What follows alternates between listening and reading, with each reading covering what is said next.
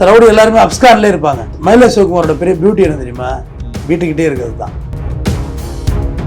வெற்றிமாறன் மயிலை சிவகுமார்ட்ட கதை கேட்டு எடுத்தது தான். ஓ, பேசியிருக்காங்களா சார் வெற்றிமாறனும் மயிலை சிவகுமார்? 2 பேரும் ஒன்றா இருக்க ஃபோட்டோவே இருக்கு. அப்போ ஒரு கும்பல் வழிமறித்து தோட்டம் சேகர சம்பவ இடத்துல படுகொலை செய்யுது. அந்த கும்பல் யாருன்னா மயிலை சிவகுமார் தலைமையிலான கும்பல். அந்த அசைன்மெண்ட் எப்படி விரட்ட வந்துச்சுன்னா, மயிலை சிவகுமார்ட்ட எப்பயுமே ஒரு ரிவால்வரும் ஒரு சைனடு தரணும் கத்தியும் இருக்கும். சைனடு தரணும் கத்தி குத்துறவத்தும் இறந்துருவோம், பிளட்ல மிக்ஸ் ஆகி. அது எடுக்கிறதுக்கெல்லாம் டைமிங் விடலை. உள்ள வந்து பொழந்து அழுறாங்க.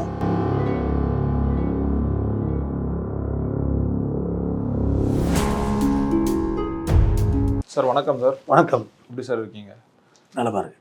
மயிலை சிவகுமார் அவருடைய பின்னணி பற்றி சொல்லுங்க சார். மயிலை சிவகுமார் பேசிக்காக பார்த்தீங்கன்னா நம்ம சூனாம்பேடு, இப்போ இன்றைக்கி இருக்க செங்கல்பட்டு மாவட்டம், அன்னைக்கு இருந்த காஞ்சிபுரம் மாவட்டம் சேர்ந்தவர். சாதாரண மிடில் கிளாஸ் ஃபேமிலி. சென்னையில் இன்றைக்கி இருக்க சிட்டி சென்டர் இருக்குது இல்லையா, அதுக்கு பின்னாடி தான் வந்து அவங்க குடியேறுறாங்க. அந்த பின்னாடி ஒரு பெரிய ட்ரைனேஜ் கூட ஒரு காவா ஒன்று போகும், அது பின்னாடி பெரிய பூர்வீக குடிகளோட இடம், அதில் வந்து குடியேறுறாங்க. ஒருத்தங்களும் ஒரு ஆம்பிஷன் இருக்க மாதிரி மயிலை சிவகுமாருக்கு தான் ஒரு பெரிய டான் ஆகணுங்கிறது ஒரு ஆம்பிஷன். அப்போ அந்த ஏரியாவில் மயிலை சிவகுமாருங்கிறது பிற்பாடு வந்த பேர். நான் அதை சொல்கிறேன், முதல்ல வெறும் சிவகுமார் தான். அப்போ அந்த ஏரியாவில் மயிலை மகேஷுங்கிறவர் தான் பெரிய டானாக இருந்தவர். எல்லா பஞ்சாயத்து எல்லாமே அவர் தான் பார்த்துட்டு இருந்தார். அப்போ இவர் மயிலை இவர் சிவகுமார் வளர்ச்சி அடையக்குள்ள கஞ்சா வியாபாரம், பிளாக்ல சரக்கு ஓட்டுறது, இந்த மாதிரியான வேலைகள். ஏன்னா ரவுடிஸ்டோட பிகினிங்கிறது எக்கனாமி வேணும், அதுக்கு சில வேலைகள் அவர் செய்ய ஆரம்பிக்கிறாரு. அப்போ மயிலை மகேஷுடைய உறவுக்கார பெண்ணுக்கும் மயிலை சிவகுமாருக்கும் முட்டிக்குது. முன்னோடனே இவர் அடித்து போட்டுறாரு அந்த பொண்ணை, கையாலேயே நிறைய அடித்து போட்டுறாரு. அப்போ இது மயிலை மகேஷ் காதுக்கு போகுது. அப்போ மயிலை மகேஷ் என்ன சொல்கிறாரு, இப்படி போகிற வர்றவெல்லாம் நம்ம ஆளுகளை அடித்தாக்கா அப்புறம் நமக்கு என்னடா மரியாதை இருக்குது அப்படின்னு சொல்லிட்டு பில்லா சுரேஷுங்கிறவரையும் அவரோட மச்சான் அவரையும் விஜயகுமாரையும் விட்டு அவனை வெட்டி போட சொல்லுவீங்க அப்படிங்கிற மாதிரி அசைன்மெண்ட் கொடுத்துட்றாரு. அந்த ஆரியபுரம் அந்த ரோடு இருக்குல்ல, அந்த காவா அந்த ஒரு போகும் பாருங்க, பசுமை வழிச்சாலைன்னு சொல்லுவாங்க இப்போ அது அப்படின்னு. அந்த இதில் வந்து இவரை வெட்டி உள்ள தூக்கி போட்டுறாங்க, செத்துட்டாருன்னு. பட் ஆனால் அவர் சாவலை, உயிரோடு இருந்தார். அது அக்கம் பக்கத்தில் ஒரு மீட்டு மருத்துவமனை கொண்டு போயிடுறாங்க. அதான் இங்கெல்லாம் ஒரு வெட்டு இருக்கும் பாருங்க மயிலை சிவகுமாருக்கு. அதுலேருந்து வெளியில் வர்றாரு. வெளியில் வந்தோடனே ரவுடி ஆகணுங்கிறது தான் நம்மளோட தேரி ஆகி போச்சு. அப்புறம் நம்மளே வெட்டிட்டாங்க, சுப்பிரமணியபுரத்தர் சொல்கிற மாதிரி மரண பயத்தை காட்டிட்டாங்க பரமாங்கிற மாதிரி. சுட்டா செத்துருப்போமேங்கிற முடிவில் ஒரே நேரத்தில் டபுள் மர்டர் அடிக்கிறாப்புல, 1/2 மணி நேரம் கேப்பில். பில்லா சுரேஷையும் விஜயகுமாரையும் விரட்டி போடுறாப்புல. பில்லா சுரேஷ் வந்து ஒரு ஆக்சுவலாக பிர்லா சுரேஷ்னு சொல்லுவாங்க, பில்லா சுரேஷ்னு சொல்லுவாங்க. வார்த்தைகள் வந்து ஏரியா கலோக்கியல் லாங்குவேஜில் மாறி மாறி இருக்கும். ஒரு வீட்டுக்குள்ளே பூந்துடுறாப்புல தப்பிச்சு போயிடுச்சு. வீட்டு வாசல் ஆளை நிப்பாட்டிட்டு மேலே ஹாஸ்பிட்டல் சீட் இருக்குல்ல, அதை ஒட்டச்சிட்டு உள்ளே இறங்குறாப்புல மயிலை சிவகுமார். பூந்து அங்கே சம்பவ இடத்துல முடியுது. அடுத்த ஒரு 1/2 அன் ஹவர்லேயே விஜயகுமாரையும் மர்டர் பண்ணுறாப்புல. டபுள் மர்டர் அடித்தோன்னே ஏரியாவே ஃபேமஸ் ஆகிடுறாரு மயிலை இவர் சிவகுமார். அப்போ மயிலை மகேஷ் வந்து உளவுத்துறை போலீஸ் என்ன சொல்கிறாங்கன்னு, நீங்கள் இருக்காத, கண்டிப்பாக உன்னை போட்டுருவான். போலீஸு வந்து தெரியும், போலீஸ் வந்து ரவுடியாகவே இருந்தாலும் சாவறதை விரும்ப மாட்டாங்க. தப்பிச்சு போயிடு, இங்கே இருந்தீங்கன்னா கண்டிப்பாக நீ இறந்துருவானோன்னா மயிலை மகேஷ் என்ன செய்கிறாப்புல, எஸ்கேப் ஆகி காஞ்சிபுரம் போயிடுறாப்புல, இங்கே இருந்தால் வேலையாகாதுன்னு. அப்போ தான் இவர் வந்து டைகர் சிவான்னு அறிமுகம் ஆகிறார். ஒரு பேர் ஆக்சுவலாக டைகர் சிவகுமார் தான், புலி அப்படின்னு. அப்புறம் அப்படியே சில கான்டாக்ட்லாம் கிடைக்குது. யார் அயோத்திக்குப்பம் வீரமனோட கான்டாக்ட், யாரா அவன் சின்ன பையனா நல்லா பண்ணுறானே, அப்புறம் அவரோட கான்டாக்ட்லாம் கிடைக்குது. கொஞ்சம் அப்படி அடுத்து அப்படியே கொஞ்சம் பஞ்சாயத்துகள் இந்த மாதிரி இருக்குது. மற்ற ரவுடி எல்லாருமே அப்ஸ்கான்லேயே இருப்பாங்க. மயிலை சிவகுமாரோட பெரிய பியூட்டி என்ன தெரியுமா? வீட்டுக்கிட்டே இருக்கிறது தான். இந்த அங்கே ஓடி ஒளிகிறது இங்கே எல்லாம் இல்லை, வீட்டுக்கிட்டே இருக்கிறது தான். எந்நேரமும் பசங்க கானா பாட்டு பாடிக்கிட்டு வெளியில் போய் எல்லாம் சுற்றுறது ஒளிகிறதெல்லாம் கிடையாது, பயந்துக்கிட்டலாம். எல்லாம் வீட்டுக்கிட்டே பிள்ளைங்களோட அப்படியே அங்கனே இருக்கிறது. அப்புறம் போலீஸ் கூப்பிட்டா ஓடி ஒளியாத கேரக்டர் மயிலை சிவகுமார். உன் மேலே என்கொயரி இருக்குல்ல, இந்த போனால் வந்துடுறேன் அப்படின்ட்டு பின்னாடியே வர்றது. அது கூட வெற்றிமாறன் கூட அந்த எடுத்திருப்பார். பொல்லாதவன் படத்தில் ஒரு கேரக்டர் வந்துடுறீங்களா, செல்வம் கேரக்டர். அது வந்து மயிலை சிவகுமாரோட இதுலேருந்து எடுத்தது தான். அந்த போனா வர்றேன் அப்படின்னு சொல்கிறது, பின்னாடியே போகிறது, அந்த அவுட்டு கேரக்டர் இதெல்லாம் அந்த அவர்கிட்ட கதை கேட்டு எடுத்தது தான். வெற்றிமாறன் மயிலை சிவகுமார்ட்ட கதை கேட்டு எடுத்தது தான். ஓ, பேசியிருக்காங்களா சார் வெற்றிமாறனும் மயிலை சிவகுமார்? 2 பேரும் ஒன்றா இருக்க ஃபோட்டோவே இருக்கு. இவர் போய் எப்படி இருக்கும் அப்படின்னு கேட்டது தான். வட சென்னையிலையும் அதை எடுத்துக்கிட்டார். ஃபுல்லாகவே அவர்கிட்ட கேதர் பண்ணி ஒரு ரவுடியோட ஆட்டிடியூட் எப்படி இருக்குன்னு கேட்டுக்கிட்டாரு. அதை அவர் ஃபுல்லாக அப்ளை பண்ணலன்னு வச்சிங்களேன், நிறைய சினிமாவுக்கு கொஞ்சம் சேர்த்துட்டாரு. அந்த மாதிரியான ஒரு நபர் மயிலை சிவகுமார். பணம் நிறையா பஞ்சாயத்து கொழிக்க ஆரம்பிச்சிது. ஏரியாவில் திருவிழா, கிரிக்கெட்டு, பசங்க விளையாடுற வாலிபால், எல்லாத்துக்கும் பணத்தை அள்ளி இறகிறது. ம், ம், ஒரு பெரிய மாஸ் அந்த ஏரியாவுக்குள்ளே மயிலை சிவகுமாரை பூந்து ஒன்றும் பண்ண முடியாதுன்னு. ம், இதில் மயிலை மகேஷ் போனார் இல்லையா, ம், புதுசாக போய் ஒரு இடத்துல ரவுடிஸை நீங்கள் பண்ண முடியுமானா முடியாது. ம், ஏன்னா அங்கே ஏற்கனவே ஒரு ஆள் இருப்பாங்க. ம், நீங்கள் போய் ஒன்று அவங்களோட வேலை செய்யலாம், ம், அது உங்களை நம்பி சேர்த்துக்கவும் மாட்டாங்க, பயப்படுவாங்க. ம், இல்லைனா நீங்கள் ரொம்ப கஷ்டப்படுவீங்க. ம், அப்போ அவர் என்ன செய்கிறாரு, என்னடா இது நம்ம ஊரை விட்டுட்டு எங்கே இருந்தால் வந்த, ஏன்னா மயிலை மகேஷுக்கு அதே ஊர், ம். சிவகுமார் சூனாம்பேடு, ம். எங்கேருந்து வந்து ஆள்றான், நம்ம இங்கே உட்காந்துட்டு கஷ்டப்படுறோம், ம். நம்ம எப்படியாவது ம். இவனை போட்டோம்னா நம்ம பெரிய ஆளாயிடலாம் ம். அப்படின்ற ஒரு முடிவு எடுக்கிறாப்புல. ம். அப்போ திருவள்ளி வந்து தினேஷ்ங்கிற ஒரு லைன் எடுக்கிறாப்புல, ம். நீ மயிலை சிவகுமார் எப்படியாவது அழைச்சிட்டு வந்துரு ம். காஞ்சிபுரத்துக்கு, ம். அவனை வச்சு போட்டுடலாம், நம்ம போட்டோம்னா நான் ஊருக்குள்ளே வந்துடலாம் ம். அப்படிங்கிற ஒரு பிளான் எடுக்கிறாங்க. ம். அதேமாரி சிவகுமார்கிட்ட பேசி காஞ்சிபுரத்துக்கு அழைச்சிட்டு வந்துடுறாங்க காரில். யார், தினேஷ் ம். அழைச்சிட்டு வந்து மகேஷும் அங்கே ரெடியாக இருக்காப்புல சிவகுமாரை போடுறதுக்கு. ம். கிட்ட போய் போடக்கூடாதுன்னு தெரியுது, தினேஷும் மயிலை சிவகுமாரும் சேர்ந்து மகேஷை போடுறாங்க. பார்த்தா தினேஷும் மயிலை சிவகுமாரும் க்ளோஸ் ஃப்ரெண்டு. ஓ. யாரை லைன் எடுத்தாரோ அவருக்கு ஃப்ரெண்டு, அது இவருக்கு தெரியல. ம். போட்டு அங்கே போட்டு பாடியை தூக்கி கொண்டாந்து ஹைவேல போடுறாங்க, ரன்னிங்லேயே வீசுகிறாங்க பாடியை. யாரும் மயிலை மகேஷை. அப்போ யாருமே இல்லை மயிலாப்பூரில். ம். மயிலை சிவகுமார், டைகர் சிவா மயிலை சிவகுமாரா அவதாரம் எடுத்துடுறாரு. ம். ரொம்ப ஏகபோகமாக வாழ்க்கை ஓடுது, ஒன்றும் பிரச்சனை இல்லை. அப்போ தான் வந்து அவருக்கு ஒரு சைத்தான் வருது, ம். ஒரு அசைன்மெண்ட்டு. ம். அப்போ வந்து ஏடிஎம்கே ஆட்சியில் வந்து பார்த்தீங்கன்னா மிகப்பெரிய பவரில் இருந்தது வந்து பார்த்தீங்கன்னா வீரமணி, அயோத்திக்குப்பம் வீரமணி. ம். ம். ஒரு பெரிய டிஎம்கேயோட அமைதி ஊர்வலத்தில் வந்து பெரிய கலவரத்தையே ஏற்படுத்தி கொடுத்த ஒரு அயோத்திக்குப்பம் வீரமணி. எவ்வளோ பேர் வெட்டு கொத்து எல்லாம் நடந்துச்சு. ஒரு பனகல் மலையிலேருந்து மெரினாவில் ஒரு காமராஜர் சாலை நோக்கி ஒரு அமைதி ஊர்வலம் கலைஞர் அரஸ்ட்டை கண்டித்து அவர் பெரிய கலவரத்தை ஏற்படுத்துகிறாரு அயோத்திக்குப்பம் வீரமணி. அப்போ தான் எலெக்ஷன் வருது. அப்போ தோட்டம் சேகர், ம். ம். பாரத தோட்டம் சேகர் வந்து ஜெயலலிதாவின் மிக நெருங்கிய விசுவாசி, மேடை பேச்சாளர், மேடை பாடகர், கட்சியை பற்றி மேடையில் பாடுறது.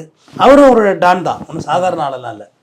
அப்போ என்ன செய்கிறாங்க, 1000 லைட் 1000 விளக்கு தொகுதி சீட்டு வந்து தோட்டம் சேகருக்கு ஜெயலலிதா கொடுக்குறாங்க. ம். ம். அப்போ பார்த்துங்க எந்த அளவுக்கு விசுவாசம், அவங்க லிங்க் இருந்தால் கொடுப்பாங்கன்னு. ம். இப்போ அவங்க மனைவி கூட இப்போ இந்த ஆம்சாங்கோட மன்றத்தில் இருக்கிறாங்க உள்ள, மலர்கொடி. மலர்கொடி. ஆமாம். அப்போ சீட்டு கொடுத்தோன்னே அவர் கூடவே இருந்தது யாருன்னா மார்க்கெட்டு முரளி. ஆக்சுவலாக மார்க்கெட்டு முரளி தான் பொலிட்டிக்கல் இன்ட்ரெஸ்ட் அதிகம். ம். மார்க்கெட்டு முரளிக்கு என்ன வேகம் வந்துன்னா, நம்ம கூடவே இருக்கோம், நமக்கு சீட்டு கொடுக்கல, இவனுக்கு சீட்டு கொடுத்துட்டாங்களே அப்படிங்கிற ஒரு வேகம். ம். அப்போ மார்க்கெட்டு முரளி யாரை போய் அணுகிறாருன்னா, அயோத்திக்குப்பம் வீரமணி போய் அணுகிறாரு. ம். இந்த மாதிரி சீட்டு எனக்கு தான் வந்திருக்கணும், ம். எனக்கு கிடைக்கல சீட்டு அப்படின்னு. அப்போ Lloyds colony, Royapettah Lloyds colony, அங்கே கட்சி ஆஃபீஸுக்கு போயிட்டு வர்றாரு தோட்டத்தில், புல்லட்டு தான். ம். ஏன்னா அவரே ஒன்று கிட்டக்கெல்லாம் போயிட முடியாது யாரும். ம். அப்போ ஒரு கும்பல் வழிமறித்து தோட்டம் சேகர சம்பவ இடத்துல படுகொலை செய்யுது. அந்த கும்பல் யாருன்னா மயிலை சிவகுமார் தலைமையிலான கும்பல். அந்த அசைன்மெண்ட் எப்படி இவர்கிட்ட வந்துச்சுன்னா, அயோத்திக்குப்பம் வீரமணின்றது வருது அசைன்மெண்ட். ம். ஆக்சுவலாக அயோத்திக்குப்பம் வீரமணிக்கு தோட்டம் சேகர கொண்டா என்ன நடக்கு வருது அவருக்கும் தெரியல தான், அதான் உண்மை. இப்படி கொண்டு இருக்க மாட்டார். ம். அப்போ தான் ஜெயலலிதா அரைப்பக்கம் அளவில் வந்து கண்டன அறிவிப்பு கொடுத்தாங்க, குற்றவாளிகளை உடனே கைது செய்யணும், கேண்டிடேட்டே கொண்டுட்டா அப்புறம் என்ன இருக்குது. ஏன்னா அவங்களுக்கு ரொம்ப டென்ஷன் ஆகிட்டாங்க. ஏன்னா அவங்க கட்சியோட கேண்டிடேட் இல்லை, அப்புறம் கட்சிக்கு என்ன மரியாதை இருக்குன்னு. அதில் தான் வந்து வெள்ளத்துறை, அப்போ எஸ்ஐ தான் வெள்ளத்துறை, ம். ம். அவரை வச்சு அயோத்திக்குப்பத்துக்குள்ளே வச்சு என்கவுண்டர் பண்ணாங்க. ம். யாரை, வீரமணியை. ஏன்னா நிறைய பேருக்கு தெரியாது வீரமணி என்கவுண்டர் ஏன் நடந்துச்சுன்னு. ம். அது தோட்டம் சேகருக்கு பதிலாக தான் நடந்துச்சு. அப்புறம் அவங்க மனைவிக்கு, தோட்டம் சேகரோட மனைவி மலர்கொடிக்கெல்லாம் கட்சியில் பதவி கொடுத்துட்டாங்க. ம். அயோத்திக்குப்பம் வீரமணி இறந்துட்டார். ம். மயிலை சிவகுமார் மட்டும் தனியாக மாட்டிட்டாப்புல. ம். தனியாக மாட்டினப்ப அப்போ தோட்டம் சேகருக்கு 2 வயசில் ஒரு பிள்ளை இருக்குது, ம். மலர்கொடிக்கு பிறந்த பிள்ளை. ம். அப்புறம் ஒரு முக்கிய பிரமுகரை பிடிச்சி ஜெயலலிதா கிட்ட பேசி, ம். எனக்கு தெரியலை இது நடந்தது என்னவோ, இதுக்கான கேஸை வாங்கிக்கிறேன், மற்றபடி என்ன எதுவும் சுற்றாதீங்க அப்படின்னு ஒரு பெரிய சமாதானம் நடந்ததாக ஒரு காவல் வட்டாரங்கள், ஓய்வு பெற்ற காவலர்கள் சொல்கிறாங்க. ம். நான் அன்றைக்கே போட்டிருப்பாங்க சிவகுமாரை என்ன. அப்புறம் உள்ளே போயிட்டு வந்துட்டார். உள்ளே போயிட்டு வெளியே வந்து மறுபடியும் ஒரு சந்தோஷமான வாழ்வியல் தான், ஒன்றும் டிஸ்டர்பன்ஸ் இல்லை. அதுலேருந்து ஒரு 18 வருடம் கழிச்சிருது. அப்படி ஓடிடுது, காலங்கள் ஓடிடுது. யார், தோட்டம் சேகர் இறந்து சொல்கிறேன். அப்போ ஒரு கட்டத்தில் வந்து பார்த்திங்கன்னா இங்கே வெஸ்ட் மாம்பலம் ரஜினிகாந்த் மண்டபத்துலேருந்து நேராக உள்ளே போய் ரைட் எடுத்து லெஃப்ட் எடுத்திங்கன்னா வெஸ்ட் மாம்பலத்தில் ஒரு இடம், அங்கே வந்து நான் சொல்கிறது ஒரு வழி, நிறையா உண்மையாயிட்டு அது நீங்கள் கொஞ்சம் குழப்பமாக இருக்கும் உங்களுக்கு. நான் சொல்கிற இடம் லொக்கேஷன் சொல்கிறேன். இல்லை இப்போ கொஞ்சம் மெட்ரோ ஒர்க்லாம் வந்துருச்சு. மெட்ரோ இருக்கனால நிறையா உங்களுக்கு குழப்பமாக இருக்கும். அப்போ உள்ள மெட்ராஸ் அங்கே ஒரு ரியல் எஸ்டேட்டு பஞ்சாயத்து பேச வர்றாரு. ஃபுல்லாக ரியல் எஸ்டேட்டில் கான்சன்ட்ரேட் பண்ண ஆரம்பித்தார். சவுத் ஜோன் ஃபுல்லாகவே இல்லை விற்க முடியாமல் வாங்க முடியாமல் தடுமாறிட்டு இருக்காங்கல்ல, யாராவது ஒரு கேஸை போட்டு வைக்கிறது இந்த மாதிரி பண்ணுவாங்கல்ல. நான் பொழுது போகலன்னா கேஸை போட்டுருவாங்க நிலத்து மேலே. அதெல்லாம் பஞ்சாயத்து பண்ணி விற்று வாங்கி கொடுத்து வேறு மாதிரி பூமாக ஆரம்பிச்சிட்டாரு. அப்போ அந்த கட்டத்தில் இவர் இங்கே வந்து ஒரு பஞ்சாயத்து பேச வர்றாரு. பஞ்சாயத்து டிலே ஆகிட்டே இருக்குது. அப்போ ஒரு குரூப்பு போடுறாங்க. குரூப்பு வந்து உள்ளே போதுன்னா மயிலை சிவகுமார்ட்ட எப்பயுமே ஒரு ரிவால்வரும் ஒரு சைனடு தரணும் கத்தியும் இருக்கும். சைனடு தரணும் கத்தி குத்துற வேகத்துக்கு இறந்துருவோம், பிளட்டில் மிக்ஸ் ஆகி. அது எடுக்கிறதுக்கெல்லாம் டைமிங் விடலை. உள்ளே வந்து பொழந்து அழுறாங்க.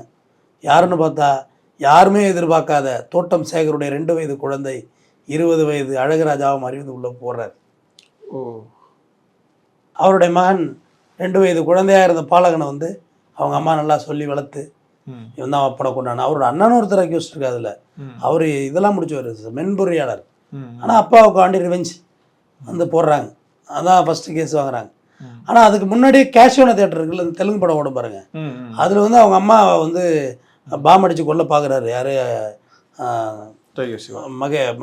மயிலாப்பூர் சிவகுமார்.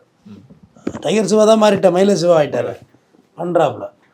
அப்போ அதில் தான் இந்த ரோஹித் முந்தா நாள் டிபி சந்திர ஒருத்தர் காலில் சுட்டு பிடிச்சாங்க தெரியுமா, அவரும் அந்த கொலையில் இருக்கார். சற்றும் எதிர்பார்க்காம இந்த தலைமையிலான ஒரு டீம் வந்து போட்டு படுகொலை செய்யப்படுது. அவர் அழகராஜா ஒன்றும் ஓடியெல்லாம் ஒளியில நேராக போய் போலீஸில் சரண்டர் ஆகிறாரு. எங்கள் அப்பாவை கொண்டாங்க, நான் கொன்னேன், அவ்வளோதான் ஸ்டேட்மெண்ட்டு. இப்போ கூட சிறையில் தான் இருக்கார் அவர். இதுதான் மயிலாப்பூர் சிவகுமார், டைகர் சிவாவுடைய வரலாறு இதுதான். ஆனால் இப்போ அவர் இறந்துமே அவருடைய ஆதரவாளர்கள் இருக்காங்களே சார்? டெஃபினட்டாக இருப்பாங்க, எல்லாருக்கும் எல்லா இடத்துலையும் இருப்பாங்க. எவ்வளோ பேர் இப்போ நீங்கள் கமெண்ட் பாக்ஸில் பாருங்கள், எவ்வளோ பேர் வந்து கீழே தம் போடுறாங்க, நெருப்பு மாதிரி படம்லாம் போடுவாங்க, ஆதரவாளர் இருக்கிறாங்க. எல்லாருக்கும் எப்படி அவங்க இருந்துட்டு அவங்க ஆதரவாளர் இல்லாமல் எப்படி இருப்பாங்க? அவங்களுக்குள்ளே அந்த வேகம் வெறி எல்லாமே இருக்கும் தான். பட் அது சம்டைம்ஸ் வெளிப்படும், சம்டைம்ஸ் வெளிப்படாது. பட் ஆதரவாளர்கள் எல்லா இறந்துட்டா தோட்டம் சேகருக்குன்னு இத்தனை வருஷம் கழித்து அவர் பையன் கொலை பண்ணுறது ரெடி ஆகுறாரு. தோட்டம் சேகரோட இறுதியோட பெரிய பிரம்மாண்டம் நடந்துச்சு, பெரிய கலவரத்துலையும் போய் முடிஞ்சது, பெரிய பிரம்மாண்டம் நடந்துச்சு. ஜெயலலிதா ஃபுல் ப்ரொடெக்ஷன் கொடுத்தாங்க அன்னைக்கு. மயிலை சிவகுமாரும் அதே மாதிரி தான், பிரம்மாண்டமான ஊர்வலம். அவர் எதிர்பார்க்கலை. அது ஒரு 2 வயசு பையன் வளர்ந்து நின்று அது ஒரு அந்த பொல்லாதன் படத்தோட டைலாக் வச்சுருப்பார், ரோட்டில் போகிற வரவண்டையெல்லாம் சண்டை வலிங்க, அதுக்கெல்லாம் வளர்ந்து நம்மளை சேர்த்து நிற்கிது அப்படின்னு. இதெல்லாமே இவர்கிட்ட கதை கேட்டு எடுத்தது தான் அந்த படம்லாம். எல்லா படத்துலையுமே இவருடைய மயிலை சிவகுமாருடைய வார்த்தைகள் இருக்கும். அதுமாதிரி தான் இப்போ இவங்க வளர்ந்து நின்று செஞ்சிட்டாங்க. அதான் மயிலாப்பூர் சிவகுமார் இனியோ சென்னையுடைய அந்த குற்ற சரித்திர பதிவேடு, அந்த வரலாறு பதிவேடு, ஹிஸ்டாரிக்கல் ரவுடிஸில் மயிலை சிவகுமார் தவிர்க்க முடியாத ஒரு மாபெரும் சக்தியாக இருந்தவர். ரொம்ப நன்றி. நன்றி.